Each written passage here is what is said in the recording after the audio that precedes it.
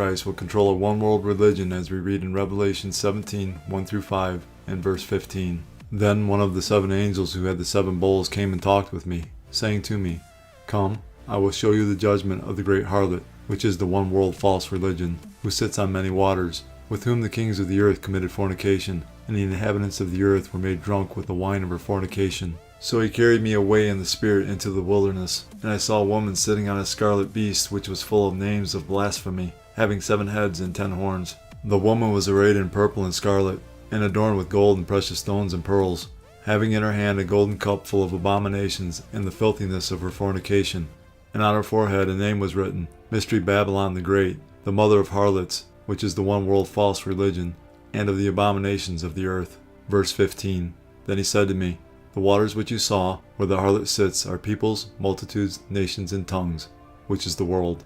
There are convincing arguments for the one-world religion being Catholicism, Islam, and all other religions combining, proclaiming we all worship the same God. Are we seeing any signs of a one-world religion forming today? Hey everyone, I am Dalene Hassan. Welcome to Inspire Middle East. This week we're focusing on the topic of inclusion and tolerance within regional societies, starting with a project in the UAE, which will be a home to a mosque, a church, and a synagogue.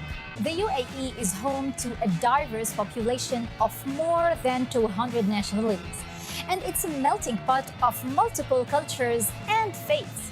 A beacon of religious coexistence is planned for the capital Abu Dhabi, called the Abrahamic Familiehuis.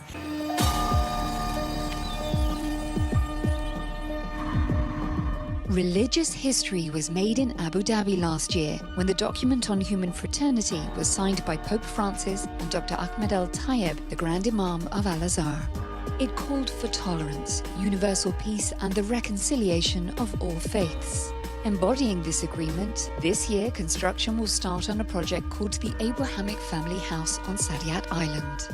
Due for completion in 2022, the site will house a church, a mosque, and a synagogue.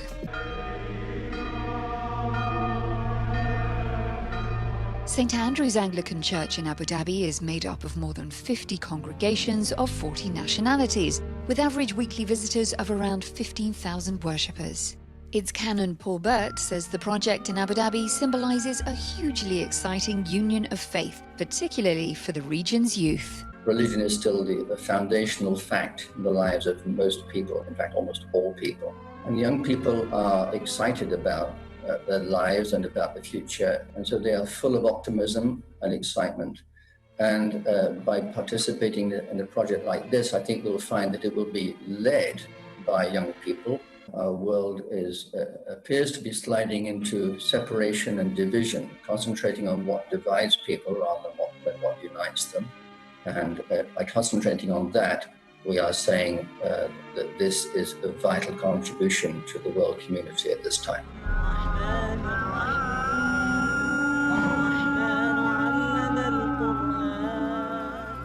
Sheikh Dr. Faraz Ali Mustafa is an imam and preacher at the UAE's Al Farouk Omar bin Al Khattab Mosque and Center. He's passionate about religious inclusion and tolerance and encourages people of all faiths to visit his organization so they can learn more from each other. The culture of love is present in all divine laws, in Judaism, Christianity, and Islam. Anything outside of a frame of love is simply not from God.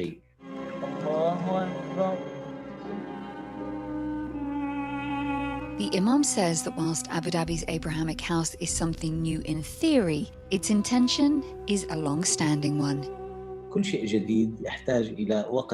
Everything new needs time for people to understand it, but actually, this house isn't something new. The Prophet Muhammad, peace be upon him, used to receive Christian delegations in his mosque and receive Christian prayers.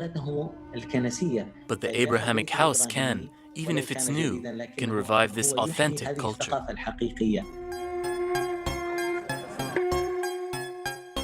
An authentic interfaith friendship was built by Rabbi Daniel Silverstein and Muslim educator and rapper Muhammad Yahya when they formed a hip-hop duo aimed at challenging racial and religious prejudice. the Hebrew to the Arabic, we lead you to the parapet. If the spirit is encrypted in a code, then we'll be cracking it. Based in Israel, Rabbi Daniel is thrilled at the prospect of visiting the new Abrahamic family house in Abu Dhabi, given the overlaps with his philosophy of sharing religious teachings and building trust within societies through dialogue and music. This last day's one world religion, the great harlot of Babylon, will have great worldwide influence over peoples and nations.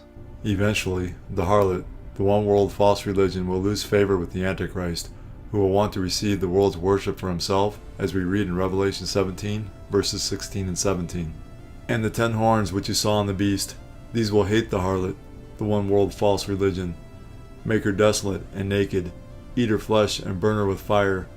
For God has put it into their hearts to fulfill his purpose, to be of one mind, and to give their kingdom to the beast, until the words of God are fulfilled. The Antichrist will not share the adoration of the world with the prophets and priests of the false religion, no matter how obsequious or fawning they may be. Once the Antichrist gains the world's amazed attention by his miraculous return from the dead, he will turn on the false religious system and destroy it, establishing himself as God, as we read in Revelation 13, 11 and 12. Then I saw another beast, who is the false prophet, coming up out of the earth, and he had 2 horns like a lamb and spoke like a dragon. And he, the false prophet, exercises all the authority of the first beast, who is the Antichrist, in his presence, and causes the earth and those who dwell in it to worship the first beast, who is the Antichrist, whose deadly wound was healed. Stay tuned as we watch Bible prophecy unfold right before our very eyes. Jesus said, as a sign of his coming and the end of the age, there would be an increase in deception, false Christs who will deceive many, wars and rumors of wars, nation against nation and kingdom against kingdom, famines, pestilences, earthquakes, Christian persecution,